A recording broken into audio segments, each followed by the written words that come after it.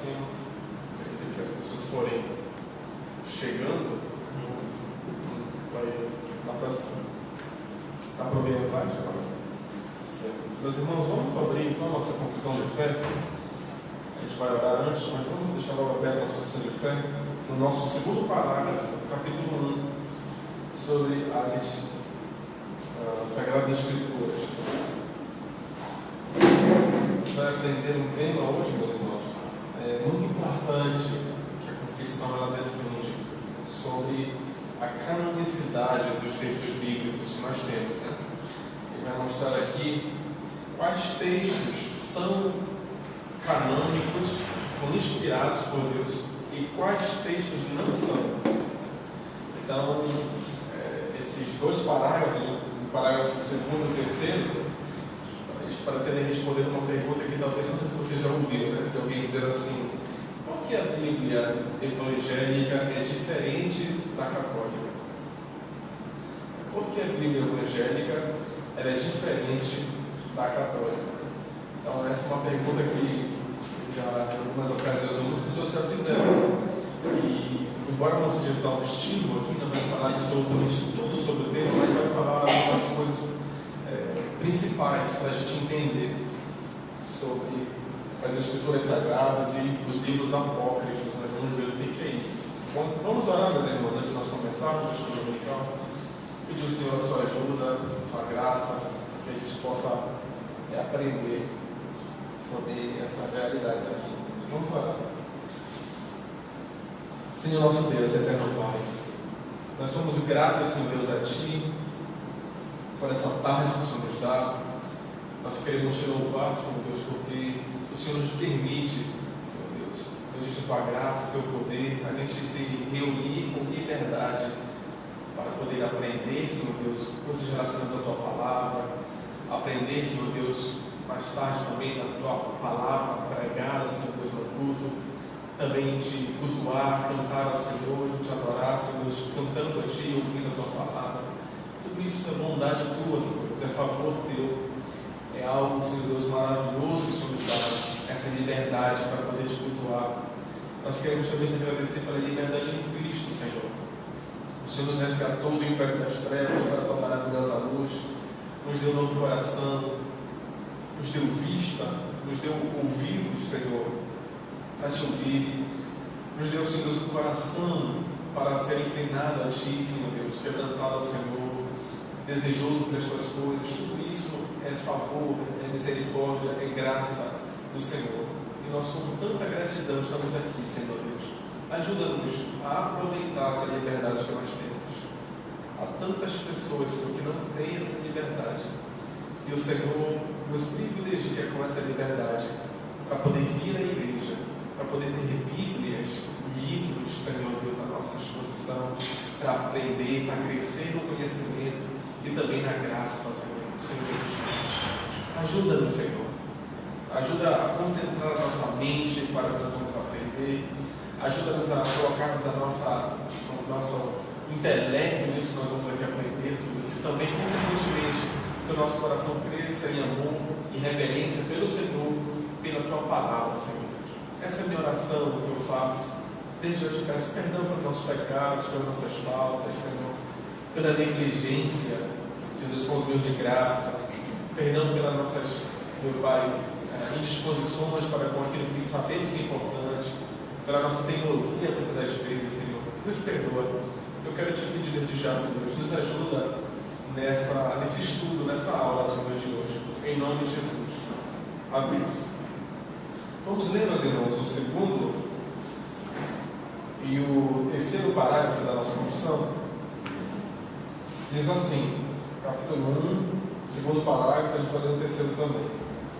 Sobre o nome de Sagradas Escrituras, ou Palavra de Deus escrita, incluem-se agora todos os livros do Antigo e do Novo Testamento, que são estes: do Antigo Testamento, Gênesis, Êxodo, Levítico, Números, Deuteronômio, Josué, Juízes, Ruth, 1 Samuel, 2 Samuel, 1 Reis, 2 Reis, 1 Crônicas, 2 Crônicas, Esdras, Neemias, Esther, Jó, Salmos, Provérbios, Eclesiastes, Cantares, Salomão, Isaías, Jeremias, Lamentações, Ezequiel, Daniel, Oséias, Joel, Amós, Obadias, Jonas, Miqueias, Naum, Abacuque, Sofonias, Ageu, Zacarias e Malaquias.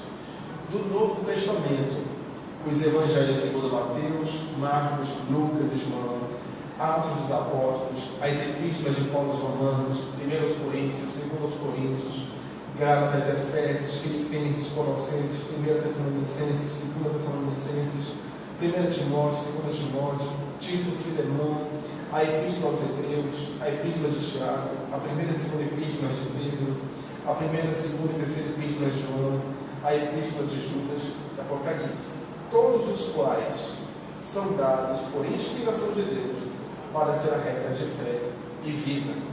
Terceiro parágrafo. Os livros comumente chamados apócrifos, não sendo de inspiração divina, não fazem parte do cânon ou regra da Escritura e, portanto, não são de autoridade para a Igreja de Deus, nem de modo algum podem ser aprovados ou empregados, senão como escritos humanos. Meus irmãos, hoje talvez você possa se perguntar qual é a utilidade para a gente em a confissão dizer algo que talvez nós já sabemos, ou já aceitamos e já cremos. Qual é a utilidade da gente olhar para isso aqui, essa repetição, talvez pareça sem sentido no nosso contexto, e ter que saber de novo isso aqui, ou deixar claro isso aqui? A razão, meus irmãos, ela é muito simples. Hoje nós não temos um conflito, vou dizer assim, mais aberto, né, com o catolicismo quanto aqueles irmãos tinham naquele período. Lembrando que logo depois da Reforma Protestante, a Igreja Católica, ela no Concílio de Trento, eu vou ver mais tarde com os irmãos, ela defendeu alguns outros livros além do que nós temos nas Bíblias, eu vou dizer aqui evangélicas, né, nas nossas Bíblias que nós temos. E nós vamos perceber que diante desse contexto, os irmãos batistas ali, o que eles fizeram? Nós vamos dizer quais livros são canônicos, quais livros são inspirados por Deus. Eles querem fazer isso para deixar claro que eles não consideram os livros, como a Igreja Católica considera os apócrifos, não vejo o que quer dizer isso. Eles não consideram esses livros autoridade, inspirados por Deus. E por outro lado, eles dizem quais livros eles consideram inspirados por Deus. Então, meus irmãos, por isso que é feita essa questão de demonstrar quais livros são, colocar um por um, para se diferenciar da Igreja Católica e a decisão que ela tomou no Concílio de Trento. Eu coloquei aqui, meus irmãos, o título dessa nossa aula, a gente talvez por um motivo didático, é a identificação das Escrituras Sagradas. A identificação das Escrituras Sagradas. É o esclarecer quais são as Escrituras Sagradas, afinal de contas. Então, nossos irmãos batistas, eles colocaram aqui de uma forma clara qual é os textos, né, que se consideram sagrados, os livros que se consideram inspirados por Deus. Eu coloquei aqui um comentário, meus irmãos, de Samuel Aldo, que eu achei muito interessante. Eu coloquei aqui uma paráfrase, né, que ele disse lá no livro. Nós vimos que Deus ele decidiu preservar a sagrada verdade através de escritos, não foi isso? Nós não vimos no primeiro parágrafo, nós vimos que Deus ele decidiu registrar por escrito para propagar a verdade, para preservar a verdade, para o mais seguro estabelecimento e consolo da igreja contra a corrupção da carne, o malício de Satanás do mundo. Nós vimos isso. Deus decidiu que a sua verdade não fosse escrita. E aqui Samuel Aldo colocou de uma forma bem interessante, dizendo que se Deus decidiu colocá-la de uma forma escrita, então o que ele fez? Ele colocou textos, livros, ele colocou essa verdade através de livros, de escritos que seriam separados, reconhecidos como sagrados. São livros que seriam vistos como inspirados por Deus e deveriam ser tratados de forma diferente. Por exemplo, eu coloquei aqui, pelo fato de Deus ter querido revelar sua vontade e a si mesmo, através de escritos para preservação, proteção e propagação da verdade, é necessário então que ele utilizou um processo para isso, ou seja, a seleção de textos inspirados. Se ele quis revelar a sua verdade, mantê-la através de escritos, então há a necessidade de ter uma seleção de textos inspirados. E é justamente isso que nós vamos ver aqui, nesse segundo parágrafo e nesse terceiro parágrafo. De uma forma geral, meus irmãos, esses dois parágrafos eles respondem uma pergunta muito simples: quais livros têm autoridade sobre a igreja? Quais livros têm autoridade sobre a igreja e por que eles têm essa autoridade sobre a igreja? E nós vamos ver aqui, logo no início, no segundo parágrafo, dizendo assim: sob o nome de Sagradas Escrituras, ou Palavra de Deus escrita, incluem-se agora todos os livros do Antigo e do Novo Testamento. O que está dizendo? Quais livros devem ter esse título de Sagrada Escritura ou Palavra de Deus? Quais são esses livros? Então aqui eles deixam claro: todos os livros do Antigo Testamento e todos os livros do Novo Testamento. É de uma forma muito clara que eles querem deixar isso aqui. Ao chamar esses livros de Escrituras ou Palavra de Deus, a confissão ela se une na maneira dos próprios autores bíblicos do Senhor Jesus de chamar a Bíblia.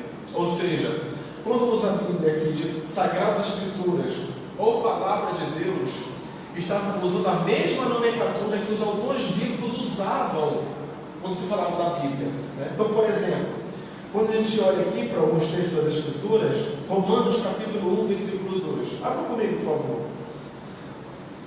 Romanos no capítulo 1, no versículo 2. Aqui o apóstolo Paulo ele vai utilizar essa mesma nomenclatura, ele vai falar Sagradas Escrituras. Romanos capítulo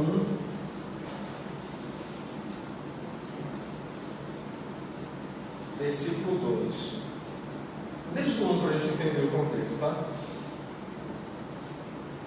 Diz assim: Paulo, servo de Cristo Jesus, chamado para ser apóstolo, separado para o Evangelho de Deus, que ele antes prometeu pelos seus profetas nas Santas Escrituras. Então vocês percebem, isso aqui, meus irmãos, no próximo domingo, se Deus permitir, nós vamos ver no quarto parágrafo, isso aqui tem uma relevância muito grande. Paulo já tinha entendimento de que o Antigo Testamento eram textos sagrados, eram textos que não eram comuns, eram textos que eram separados daqueles que eram comuns, e eram textos, principalmente por ser dito por Deus, é um texto santo. Isso é interessante. Ele antes prometeu pelos seus profetas nas Santas Escrituras. A mesma nomenclatura que na confissão também é utilizada. Em 2 Timóteo, capítulo 3, verso 16, os irmãos podem anotar, eu só vou falar as referências e vou ler aqui, as partes do versículo, por causa do tempo, vocês podem anotar. Diz assim, 2 Timóteo, capítulo 3, verso 16: toda a Escritura, o Antigo Testamento, é inspirada por Deus. Mais uma vez, toda a Escritura, que está no singular, é inspirada por Deus. Em João, no capítulo 10, versículo 35, nosso Senhor Jesus disse a mesma coisa: a Escritura não pode falhar. A Escritura não pode falhar. Em controvérsias sobre vida eterna, sobre questão de vida, nosso Senhor Jesus Cristo, ele muitas vezes fez a pergunta para os fariseus: nunca lestes nas Escrituras? Vocês não têm lido? Nunca lestes nas Escrituras? Isso está lá em Mateus capítulo 21, versículo 42. Em Mateus, no capítulo 22, versículo 29, mais uma vez nós encontramos isso. Errais não conhecendo as Escrituras, nem o poder de Deus. Em Atos capítulo 17, versículo 2, diz que Paulo discutiu discutiu com eles sobre as Escrituras. De novo, né, fazendo essa referência aqui a esses textos sagrados do Antigo Testamento, principalmente. Em Atos capítulo 17, versículo 11, diz que os bereanos, eles examinavam cada dia nas Escrituras. Então, quando fala que sob esse nome de Sagradas Escrituras, ou Palavra de Deus, ele vai dizer, inclui-se agora, né? Hoje, está fechado isso, esses livros do Antigo Testamento e esses livros do Novo Testamento. Então, é isso que a gente está querendo dizer, né, a confissão. O outro texto que é interessante, irmãos, é de Romanos capítulo 16, versículo 26. Se você puder abrir esse texto, meus irmãos, vai ser muito bom. Vejam só, Romanos capítulo 16, no versículo 25, a gente vai começar até o 26. Encontraram? Diz assim: agora, ao que é poderoso para vos confirmar, segundo o meu Evangelho e a pregação de Jesus Cristo, conforme a revelação do mistério guardado em silêncio durante os tempos eternos, mas manifestado agora, e por meio das Escrituras proféticas, segundo o mandamento do Deus eterno, dado a conhecer a todas as nações prometidas na fé. Vejam que as Escrituras são chamadas de Escrituras proféticas pelo apóstolo Paulo. Então, meus irmãos, ele não tratava esses livros da mesma forma como qualquer outro escrito humano. O apóstolo Paulo tinha esse entendimento. E nós vamos perceber, irmãos, que quando Paulo, os apóstolos, eles escrevem cartas, eles vão entender que esses documentos também precisam ser preservados, precisam ser recebidos com a mesma autoridade. Paulo vai dizer sobre os Escritos, né, o fundamento dos apóstolos e profetas. Pedro vai falar também apóstolos e profetas, ou seja, apóstolos e profetas agora eles têm a mesma autoridade para colocar o fundamento da verdade de Deus ao mundo. Quando eles escrevem suas cartas, quando eles ensinam a igreja, eles também têm essa mesma autoridade. Isso vai, meus irmãos, influenciar muito no que nós vamos aprender no próximo domingo, se Deus assim o permitir. Mas eu vou lembrar isso aos irmãos no próximo domingo. A confissão também fala sobre palavra de Deus, né?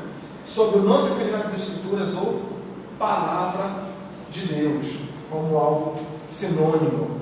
O nosso Senhor Jesus Cristo, mais uma vez, né? É interessante ver esses detalhes desses textos, irmãos, porque isso diz o que eles criam sobre as Sagradas Escrituras, sobre o Antigo Testamento.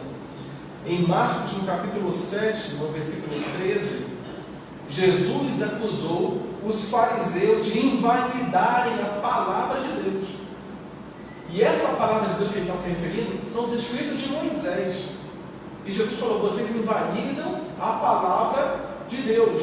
E eram os escritos de Moisés a que ele estava se referindo. Então, para vocês perceberem como o próprio Senhor entendia os escritos sagrados de Moisés, os profetas, os salmos, como palavra de Deus. Paulo argumentou em Romanos, no capítulo 9, no versículo 6, não que a palavra de Deus haja falhado. Não que a palavra de Deus haja falhado. Paulo também diz em Romanos capítulo 3, verso 2, as palavras de Deus lhe foram confiadas, ou os oráculos de Deus. Esse texto, meus irmãos, ele é fantástico, esse capítulo 3, no versículo 2. Porque aqui o apóstolo Paulo, ele tem a noção, que ele aqui está dizendo na carta aos Romanos, que Deus deu oráculos, ele confiou mensagens para o povo judeu. E esse povo judeu o guardou. E isso influencia na nossa escolha do cânon do Antigo Testamento. Porque esses livros do Antigo Testamento são os livros que os judeus preservaram, são os livros que os judeus consideraram como inspirados, canônicos, palavras de Deus. Outros textos que apareceram, nós vamos ver aqui, no 2º e 3º século antes de Cristo, no período intertestamentário, eles não aceitaram esses livros. Eles aceitaram esses livros que nós temos como o Antigo Testamento. E o apóstolo Paulo ele diz aqui que esses oráculos de Deus, essas mensagens, palavras de Deus, lhe foram confiadas. Não foi simplesmente dado para eles, foi confiado, foi dado sob a responsabilidade, por assim dizer, para eles guardarem, para eles manterem essas mensagens, esses oráculos.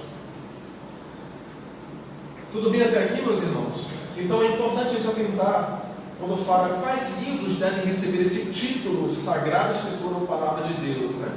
Como os autores bíblicos eles colocaram aqui.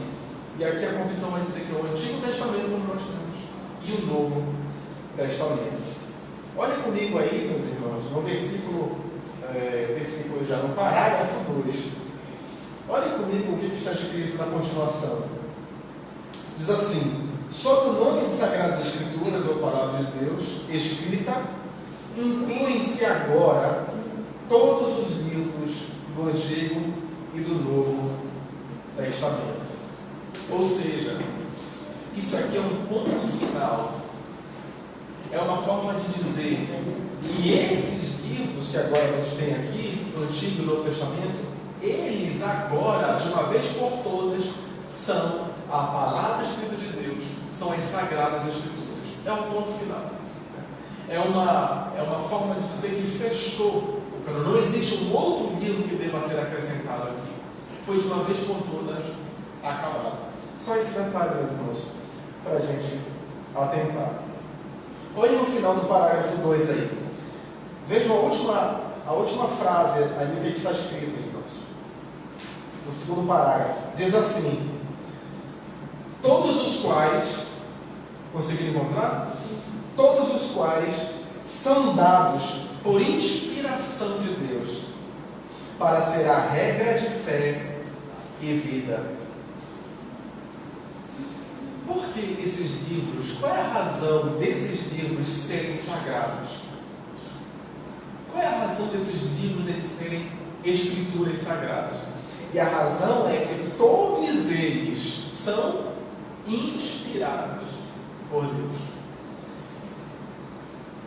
Esse livro aqui, meus irmãos, eu trouxe para os irmãos ele, é do Norman Geisler e do William Nixon. Se você quiser conhecer um assunto sobre cânon bíblico, né, cânon do Novo Testamento, do Antigo Testamento, esse dos que eu já vi, meus irmãos, é o melhor livro que eu não sei se ainda vê esse livro da Vida Nova, a introdução bíblica, como a Bíblia chegou até nós. Então ele vai trazer vários argumentos, e não são exaustivos, né? Mas explicando a questão da canonização de textos bíblicos, a inspiração de textos bíblicos, como Deus, por assim dizer, quais foram os critérios, né, de uma forma mais detalhada, que sim esses textos e não aqueles textos, como os judeus fizeram, quais fragmentos antigos que foram encontrados já reconheciam esses textos que nós temos aqui. Então é um livro muito bom para quem quer se aprofundar um pouco sobre isso, sobre a questão de canonização de textos bíblicos, tá? Eu até incentivo que você veja, para você perceber como Deus, de uma forma miraculosa, Ele preservou esses textos aqui. Ele fez com que esses textos chegassem até nós. Se isso fosse colocado simplesmente para os cuidados humanos, né, para que a história decidisse o que fosse acontecer, isso não teria acontecido dessa forma. Você vai perceber como Deus, na sua misericórdia, preservou, guardou e guiou homens para reconhecerem esses textos de uma forma muito clara, infalível. Então a confissão diz que todos eles são inspirados por Deus para ser a regra de fé e vida.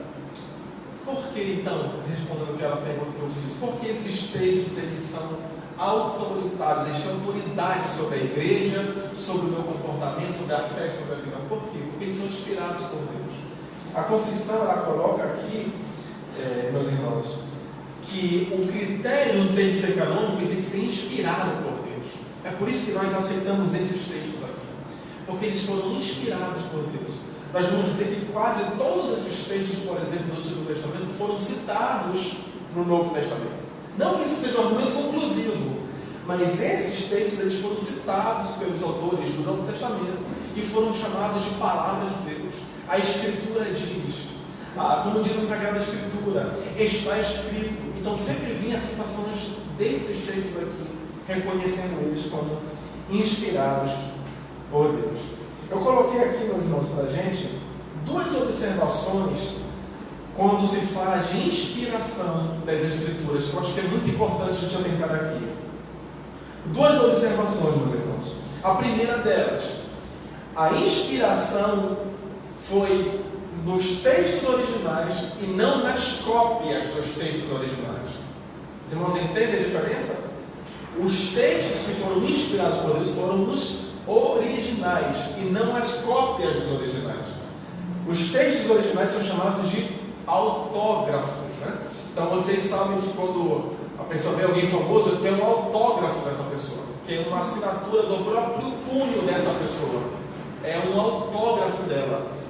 Então quando o estudo, né, vai dizer que os autógrafos são os únicos inspirados, quer dizer que aquele texto que saiu, né, da pena do escritor bíblico, esses foram inspirados por Deus. E as cópias não foram inspiradas. Cada mundo está entendendo? Deus ele fez com que a sua verdade fosse revelada através desses escritos autógrafos. Ele inspirou. Por que eu estou dizendo isso? Porque nessa multidão de cópias de textos, tanto do Antigo quanto do Novo Testamento, você vai perceber que existe erros gramaticais do copista. A pessoa que copiou, ela falhou em copiar alguma coisa. Vejam aqui que eu quero deixar muito claro. Eu não quero colocar em xeque a versão ou os textos que chegaram até nós.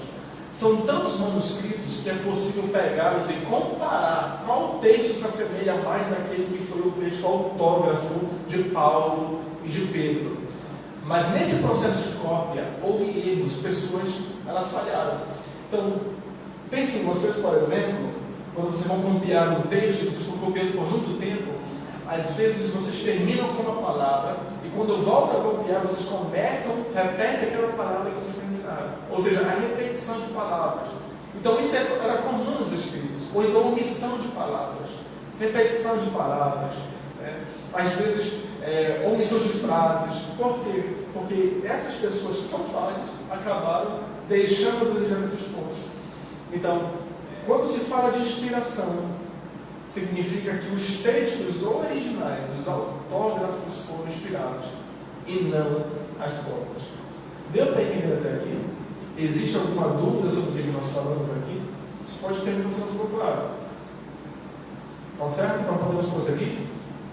É só uma questão que, embora nas cópias possa haver diferença entre uma e outra, a grande maioria não são em assuntos essenciais. Vem de Jesus Cristo, é Cristo Jesus, então não afeta nenhuma doutrina fundamental da Escritura, a diferença nas cópias. Sim.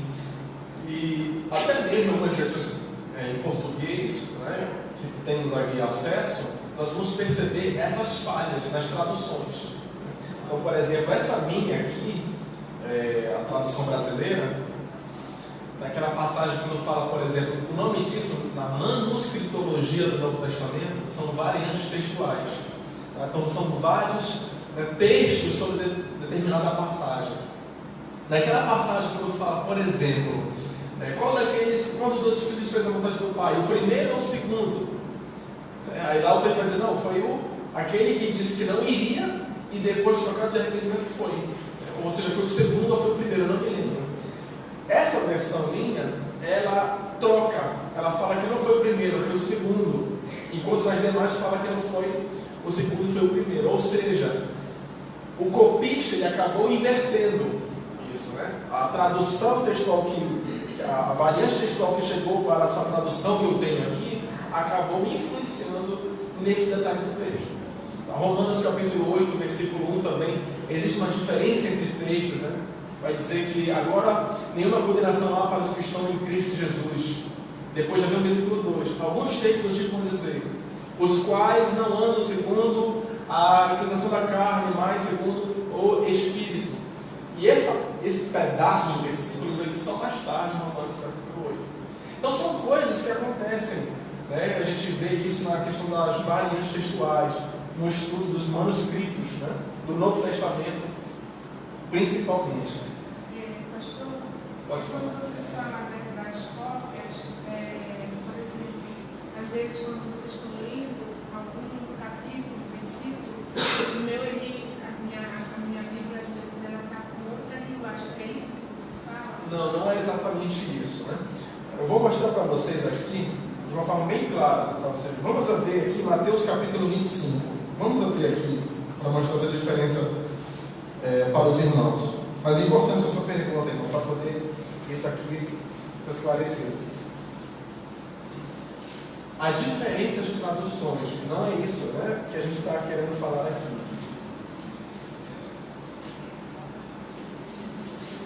Veja Mateus, é capítulo 21, tá, irmãos? Perdoem, é capítulo 29, 25 não.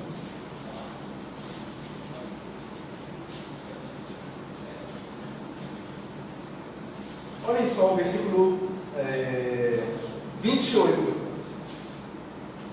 Mateus capítulo 21, versículo 28. Encontraram? Diz assim: mas que vos parece? Um homem tinha 2 filhos. Chegando ao primeiro, disse: filho, vai trabalhar hoje na minha vinha. Ele respondeu: irei, Senhor. E não foi. Chegando ao segundo, disse-lhe o mesmo. Porém, este respondeu: não quero. Mais tarde, tocado de arrependimento, foi. Qual dos 2 fez a vontade do Pai? Respondendo eles: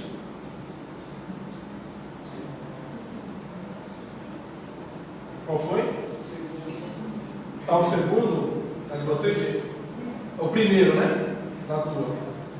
O primeiro também, o segundo, né? Então vocês percebem essa diferença?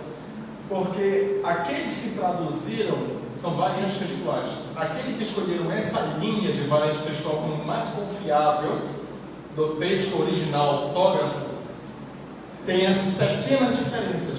E elas não são substanciais, como o pastor falou. Aqui não coloca em xeque nenhuma doutrina para a salvação. Não. Isso a gente percebe, são pequenas trocas que os copistas fizeram. E aí você não consegue exatamente chegar ali no consenso de qual texto era de fato aquele que representa a verdade. Se é o primeiro ou se é o segundo filho. Esse é um pequeno exemplo. Tem Romanos capítulo 8 também isso, tá? No versículo 1. A gente não vai ver por causa do tempo. Vai ser a mesma coisa, o mesmo detalhe. Deu para entender até aqui, irmão? Então não é uma questão de tradução, é uma questão mesmo do texto original. São variantes textuais. Ok?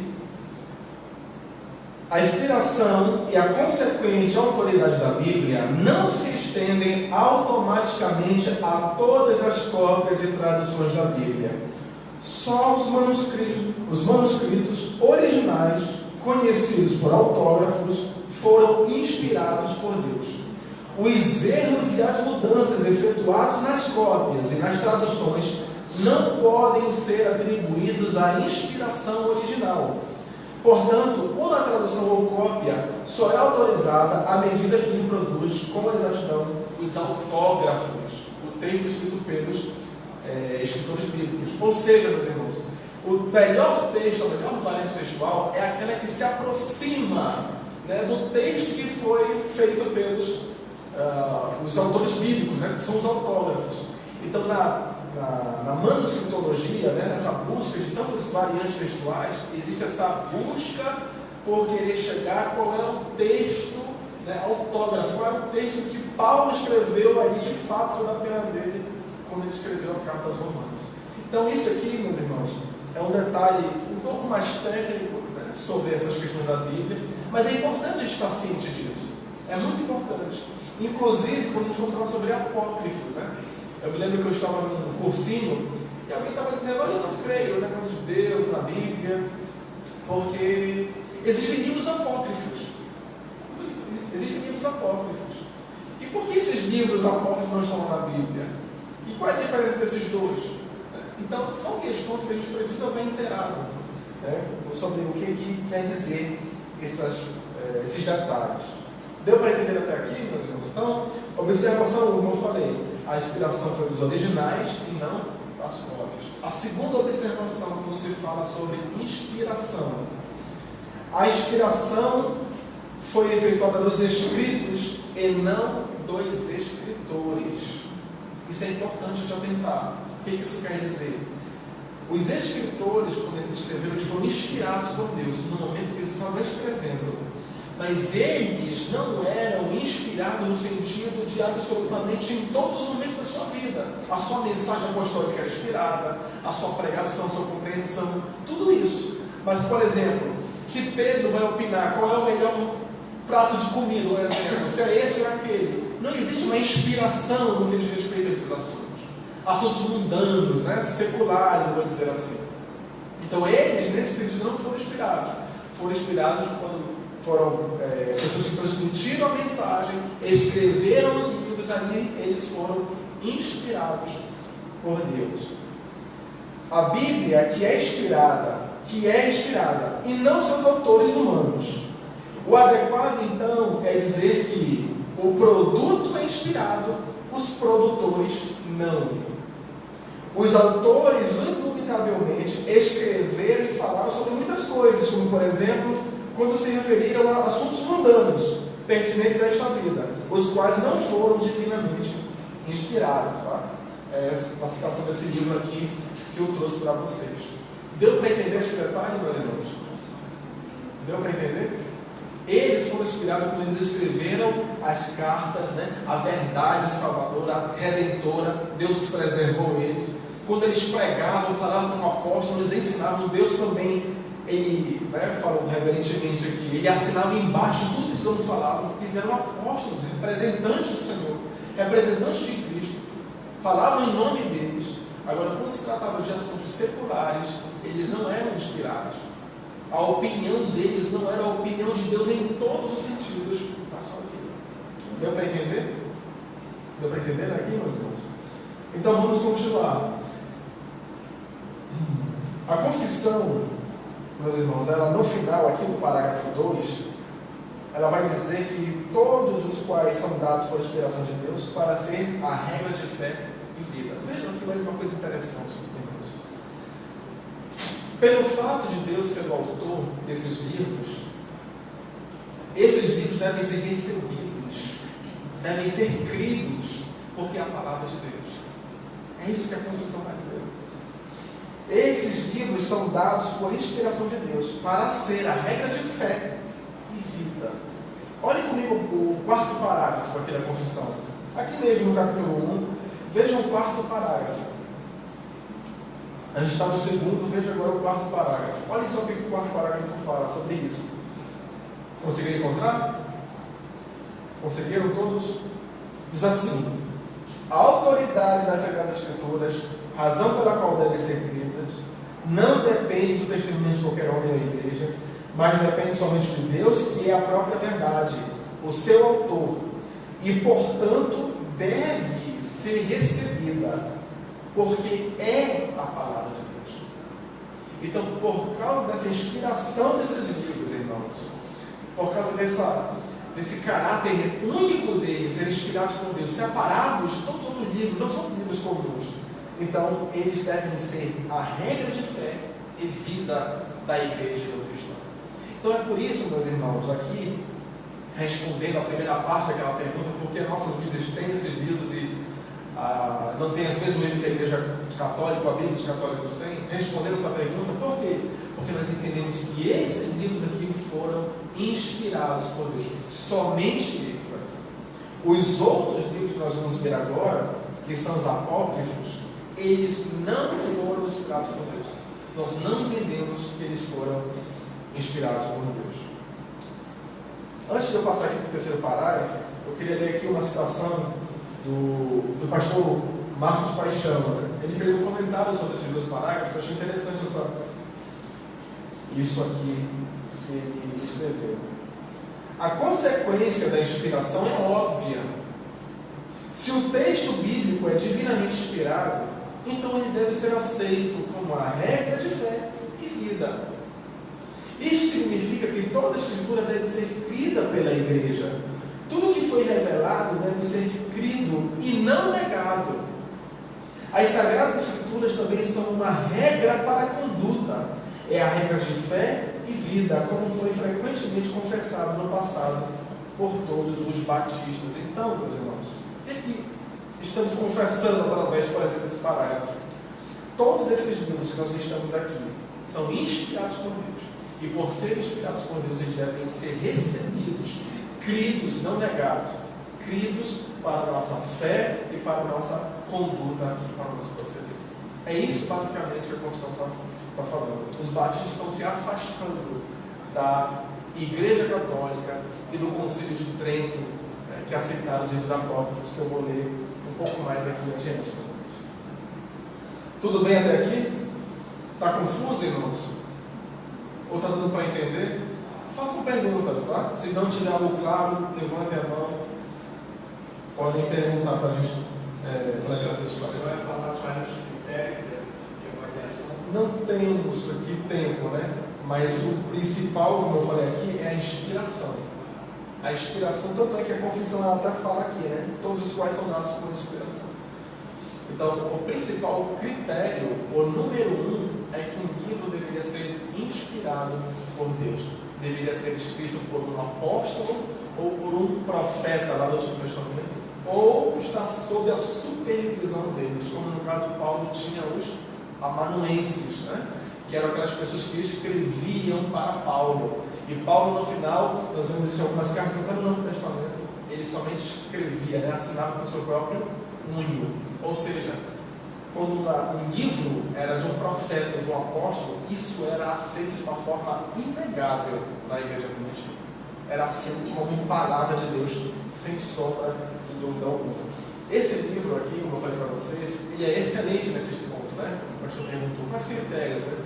Ele vai dizer quais critérios não são critérios para canonicidade. Ele vai dizer quais critérios não servem como de fato é a base para dizer se um livro é canônico ou não. Ele vai colocar aqui alguns e vai dizer quais critérios são seguros para dizer esse livro é canônico. Né? Então, irmãos, por causa do tempo, a gente vai só se limitar a falar isso aqui. Mas se vocês se interessam por esses assuntos, comprem esse livro, irmão. É muito bom, muito bom. Eu fiquei fascinado. Esse é um daqueles tipos de livro que a gente não só lê uma vez. A gente tem que ler várias vezes, porque são tantos detalhes, são tantas coisas boas que a gente tem que ler de novo para refrescar a memória sobre o que foi ensinado. Vamos aqui, meus irmãos, para o terceiro parágrafo da nossa confissão. Tá? O terceiro parágrafo vai falar agora sobre os livros apócrifos. Nós vamos ver quais são os livros que não são sagradas escrituras. Né? Não está aqui quais são os livros apócrifos, mas eu vou ler para os irmãos quais são. Vamos ler o terceiro parágrafo? Os livros comumente chamados apócrifos, não sendo de inspiração divina, percebam aí o argumento, não sendo de inspiração divina, não fazem parte do cânon ou regra da Escritura e, portanto, não são de autoridade para a Igreja de Deus, nem de modo algum podem ser aprovados ou empregados, senão como espíritos humanos. É interessante quando a gente lê isso aqui, tendo em vista o pano de fundo, né? O contexto histórico que eles estavam tendo. Existe aqui, meus irmãos, uma linha de argumentação em cadeia aqui, né? Uma corrente que é muito clara. Por exemplo, a confissão vai dizer que esses livros apócrifos, eles não são inspirados. Lembrem-se que esses outros foram aceitos porque eles eram inspirados. A confissão vai dizer que eles não são inspirados. E a consequência deles não serem inspirados é que eles não fazem parte do cânon, não fazem parte da regra da Escritura, ou cânon da Escritura. E porque eles não fazem parte do cânon, eles não têm autoridade sobre a igreja e sobre o cristão. Eles não têm autoridade como regra de fé e vida. Vocês percebem que existe uma consequência? Se eles não são inspirados, eles não fazem parte do cânon. O que é cânon? A gente falou no último domingo. São um bloco de livros sagrados que eram utilizados para medir o que era certo, o que era errado em relação à verdade de Deus.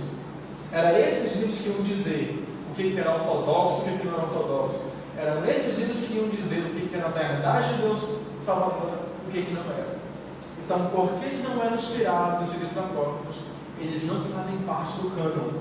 E como eles não fazem parte do cânon, eles não podem ter autoridade sobre a igreja, sobre o cristão. Esse é que é o argumento simples que eles fazem aqui. Eu sou às vezes repetitivo, porque eu quero que as coisas fiquem claras, tá? Então eu fico repetindo isso para que isso fique cada vez mais claro para os irmãos. Quais são os livros apócrifos, irmãos? Eu coloquei aqui. Sabedoria de Salomão. Você vai ver que nenhum desses livros não está na Bíblia de vocês. Se é uma Bíblia evangélica, uma Bíblia protestante, vou dizer assim. Sabedoria de Salomão.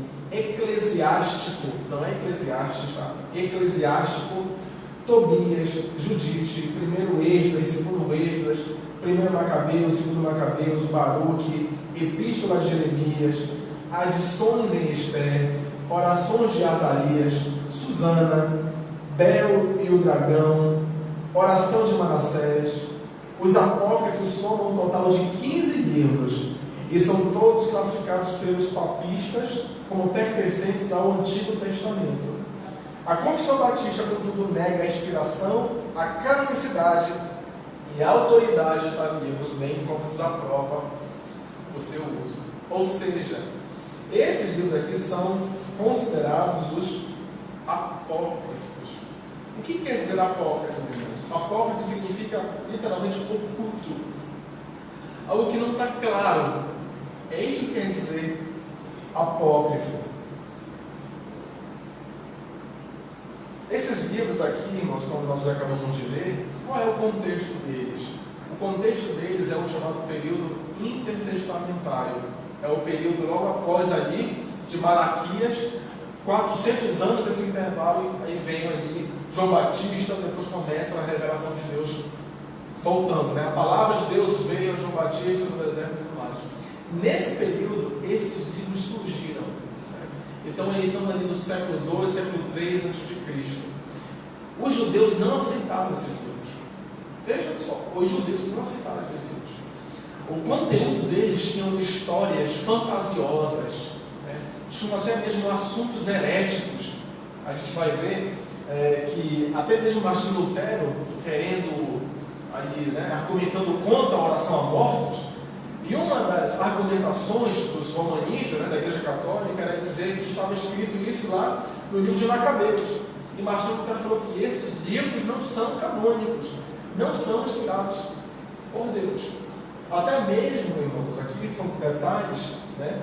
Jerônimo, que foi o tradutor para a Vulgata, que era um latim vulgar naquela época, Jerônimo, esse tradutor, ele deixou claro que esses livros não são inspirados por Deus.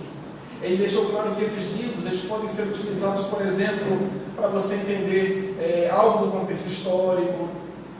São falíveis, são livros que não são inerrantes, mas existe alguma coisa ali que pode dar luz sobre o contexto histórico, ajudar a aprender alguma coisa. Outros livros não eram nem aceitos de forma alguma, eram muito fantasiosos.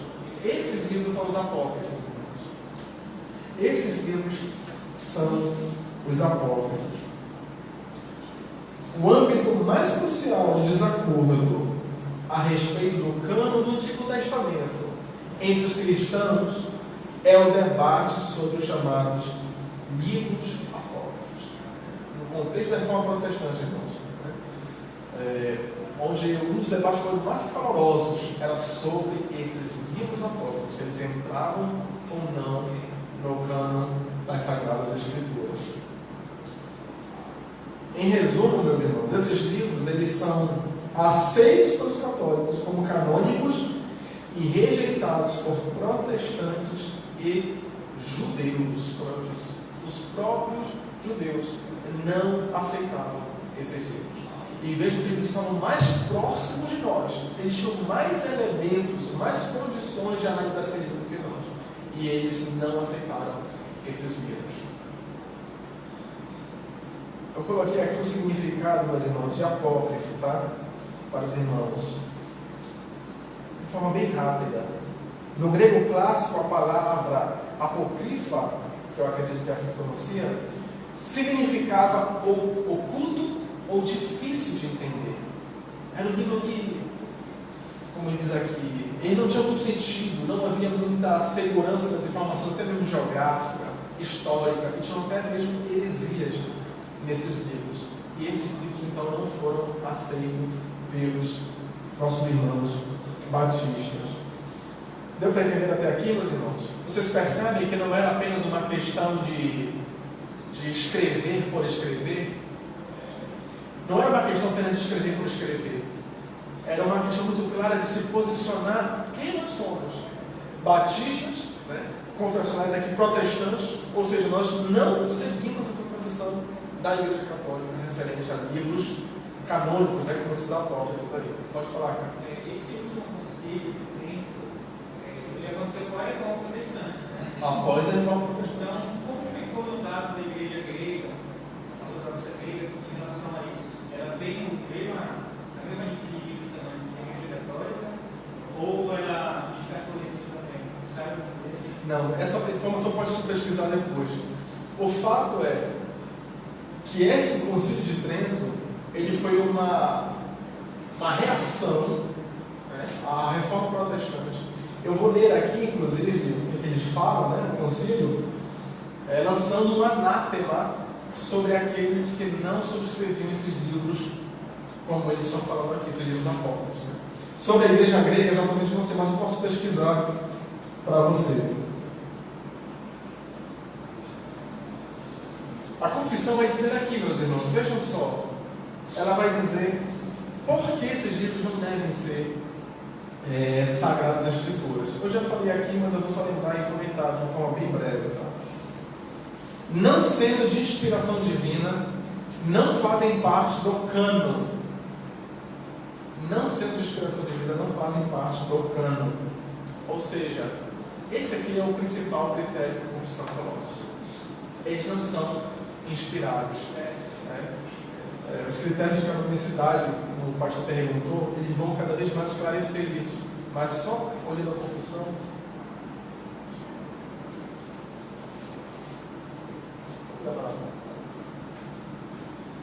Então, esses critérios de canonicidade vão ser mais explicados nesse livro aqui. Nós não temos como falar sobre isso agora. Tá bom, meus irmãos? Mas o que é importante a gente entender? É que eles não aceitavam os batistas, né, esses livros, porque eles não foram inspirados. Em segundo lugar, o critério principal deles era que esses livros tinham que ser marcados pela inspiração do Espírito Santo. Eu coloquei aqui, meus irmãos, a citação do Concílio de Trento. Diz assim, para os irmãos entenderem esse contexto desse debate, né, sobre essa questão do cânon.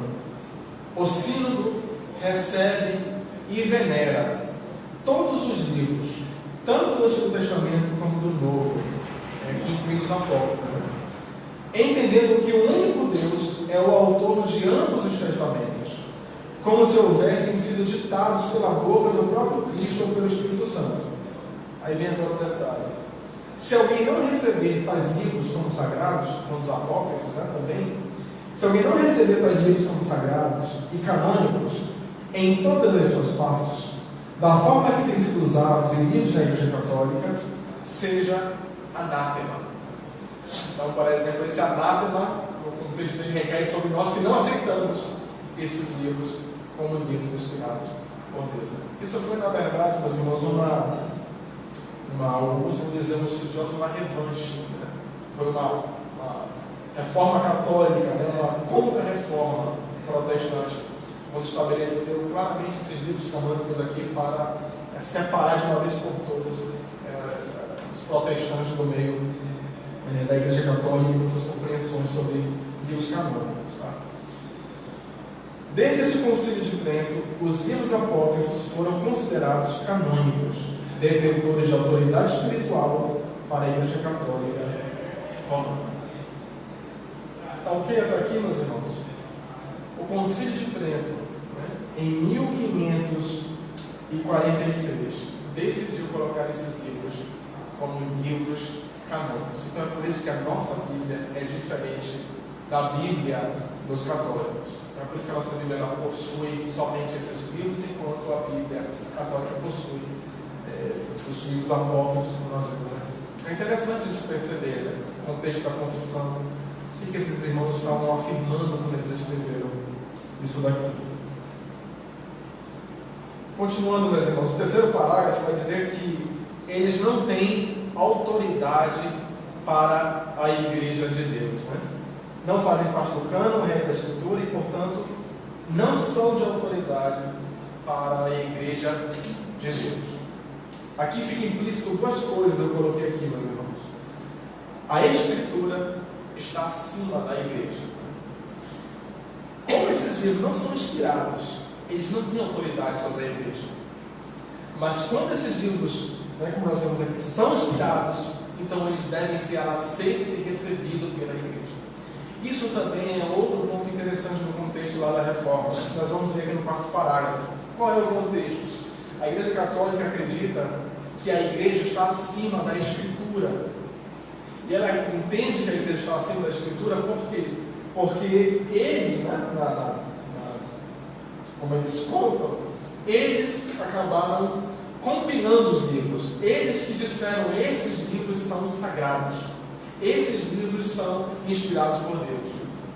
Então, eles vão interpretar. Quando a igreja fez isso, ela está se colocando acima da Escritura. E aqui, irmãos, nós vemos aqui que os nossos irmãos batistas, eles disseram muito claro isso. Como eles não são autoridade, eles não são inspirados, eles não devem ser colocados sobre a igreja, eles não devem ter autoridade sobre a igreja. Então isso mostra claramente que eles entendiam que o livro inspirado estava acima da igreja. É isso que hoje, meus irmãos, é por isso que não existe na nossa igreja líderes ou a igreja acima das Escrituras. Todos nós, pastores, diáconos, membros da igreja, estão todos debaixo da Escritura. Ela é aquela que norteia, ela que diz o que é certo e errado. Então não são homens, não são papas, não são líderes eclesiásticos que vão dizer ou vão colocar ela debaixo deles. É ela que está acima de todos nós.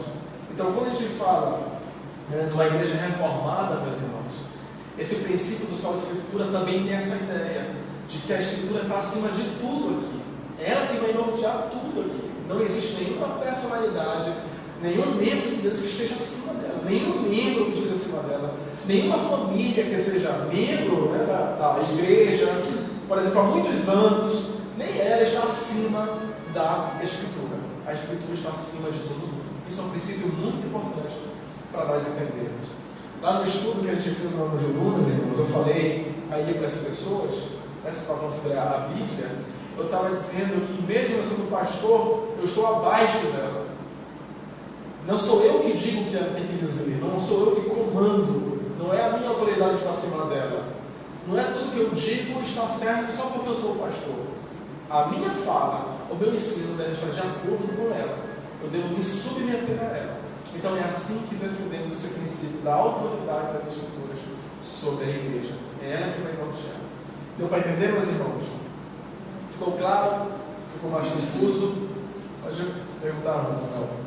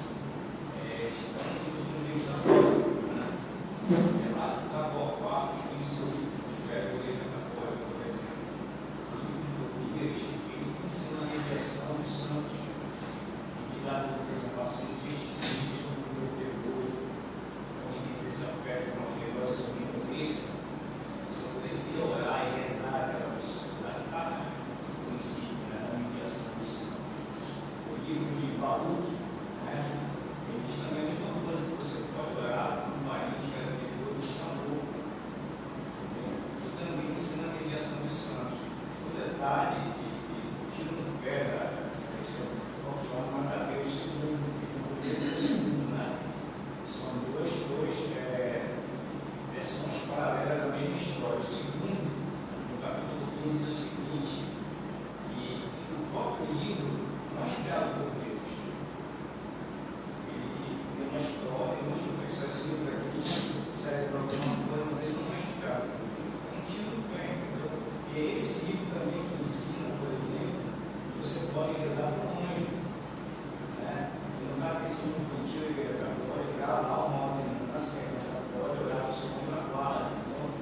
Então, esses livros apócrifos, eles têm muitos dos princípios, os credos da doutrina da Igreja Católica. E essa é a grande diferença, entendeu? Só que aí, né, como eu te falei, né, no capítulo 15 desse livro, o Gil não perde aí, olha, esse livro expressa para nós, ser muito mais cuidado, porque não serve lá justamente isso numa vez.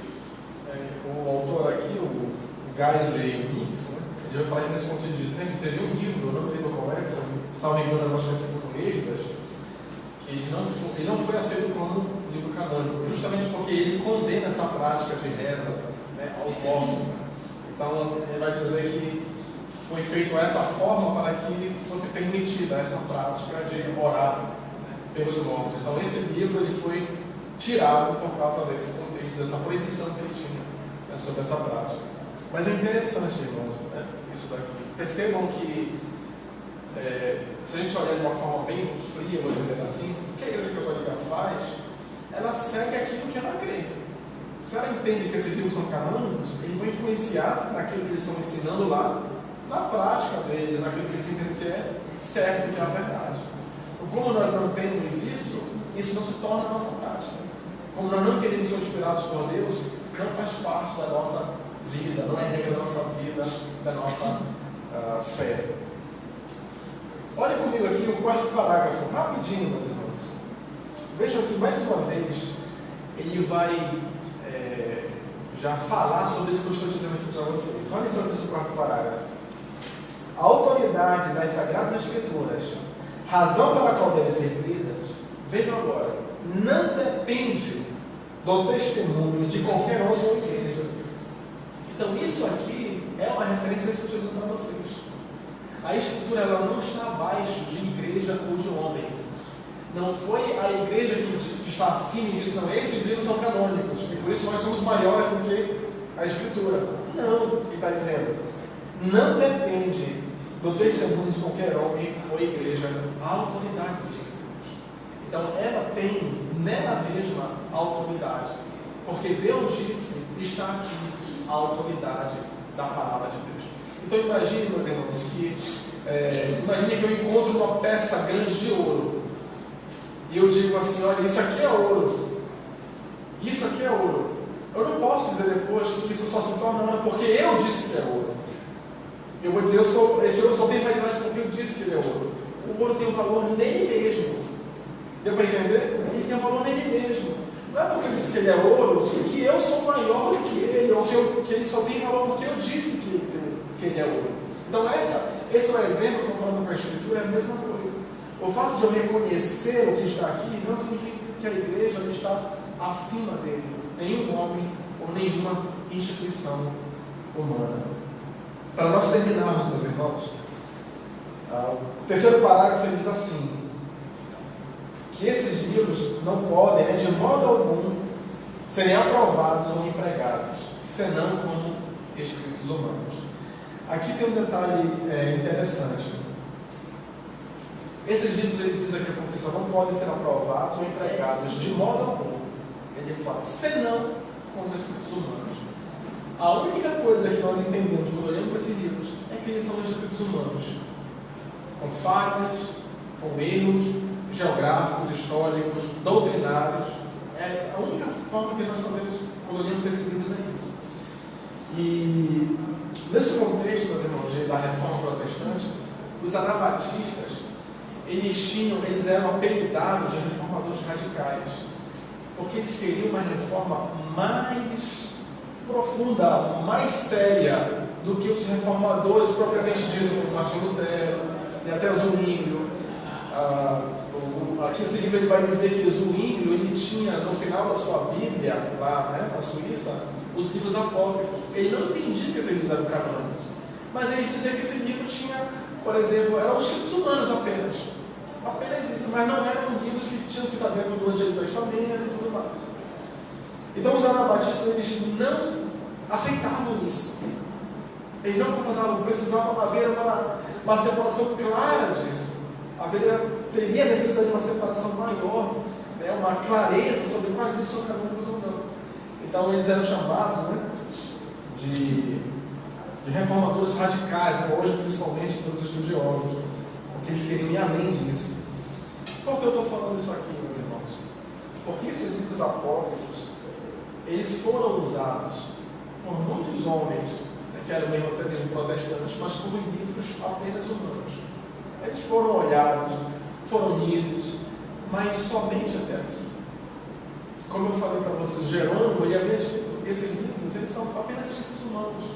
Eles não devem ser incorporados nas escrituras sagradas como livro canônico. Então, isso aqui é interessante a gente deixar bem claro. O que são esses livros apócrifos? São apenas livros humanos e nada mais. É a mesma coisa do que esse livro aqui, meus irmãos. Está sujeito a erro, está sujeito a enganos, é a mesma coisa. A mesma coisa, são escritos humanos apenas. Tá? Então, se você tiver curiosidade, você pode ler. Né? Você pegar uma Bíblia católica, veja lá o livro apócrifo, o que eles dizem, o que ele tem a dizer. Até faça esse exercício, compara, né? O que difere do Novo Testamento, do Antigo Testamento, das escrituras sagradas, canônicas. Veja qual é a diferença. É algo que pode até mesmo acrescentar nesse sentido, né? Para entender cada vez mais por que nós não aceitamos esses livros. Amém, meus irmãos? Vou encerrar por aqui, já são 6h05. Ficou alguma dúvida, meus irmãos, do que nós falamos até aqui? Algo que não ficou claro? Eu particularmente gosto bastante desse assunto, né? Sobre a formação do cânon, né? Os debates que havia, como eles eram olhados os livros apócrifos, como existe a literatura chamada também de pseudepígrafo, que é uma literatura que é também cheia de fantasias. Então não foi uma coisa assim, meus irmãos, que nós podemos pensar. Quando Paulo acabou de escrever as cartas, Pedro, todo mundo pegou aqui, juntou tudo mais e mandou imprimir para todas as igrejas. Não foi assim. Foi um processo esse reconhecimento. Foi um processo que não foi rápido. Mas algo que, meus irmãos, é preciso dizer. Já havia uma consciência de que livros, de que cartas sagradas, né, palavras de Paulo, Pedro, já estavam mudando pela igreja. Então os escritores da igreja antiga, em vários lugares, já tinham essa noção, lá no século I, de que livros, de que cartas inspiradas pelos apóstolos estavam mudando. Isso é muito importante também, porque isso, meus irmãos, vai desfazer, assim eu entendo, o argumento que a igreja católica tem, que é dizer que os livros canônicos, eles só foram considerados assim, canônicos porque a igreja falou, esses livros são canônicos. Isso, nós vamos ver que isso é errado, é algo equivocado. Nós vamos ver até mesmo nas escrituras, os autores bíblicos já lidavam com os escritos dos apóstolos como algo sagrado. Esses autores bíblicos, irmãos, vindo da cultura judaica, eles já têm essa noção de escritos proféticos, eles já têm essa noção de sagradas escrituras. E eles, como apóstolos, né, enviados pelo Senhor Jesus Cristo, sabem que o que estão escrevendo tem o mesmo peso e autoridade dos profetas do Antigo Testamento. Eles não estão a par de tudo isso, eles estão cientes disso. Paulo vai dizer lá em Tessalonicenses: vocês receberam a minha palavra como palavra de Deus, como ela de fato é a palavra de Deus. E Paulo não era um homem louco, ele tinha noção do que ele estava falando, do que estava escrevendo. Então, se quiserem, comprem esse livro. É um livro muito bom sobre esse tema da canonicidade, né, das Escrituras, como a Bíblia chegou até nós. Então, ele não é exaustivo, mas ele traz algumas informações muito importantes para a gente ter uma noção geral sobre esse tema. Tá bom, meus irmãos? Vamos orar? Existe alguma dúvida, algum comentário, algum acréscimo? Então, vamos orar. Senhor nosso Deus, eterno Pai, te agradecemos, Senhor, por esse presente que o Senhor nos deu, que é a Sagrada Escritura, Senhor.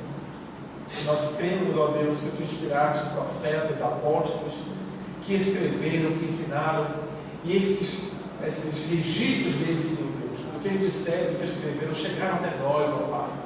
Bendito seja o Senhor pela Tua misericórdia e pelo Teu cuidado, Senhor. Nos abençoa, ajuda-nos, Senhor Deus, logo mais, estarmos diante do Senhor, meu Pai, em oração, com cântico, Senhor, de ação de graça, diante da pregação da Tua Palavra. Opera em nós, Senhor Deus, com a Tua Santa Escritura. A Tua Palavra é a verdade, diz o Senhor Jesus Cristo. Santifica-os. Por isso, Senhor, nós oramos. Santifica-nos em nome de Jesus, ó Pai. Amém. Amém. Obrigado, irmãos. Então, nos aguardar no início do culto logo mais.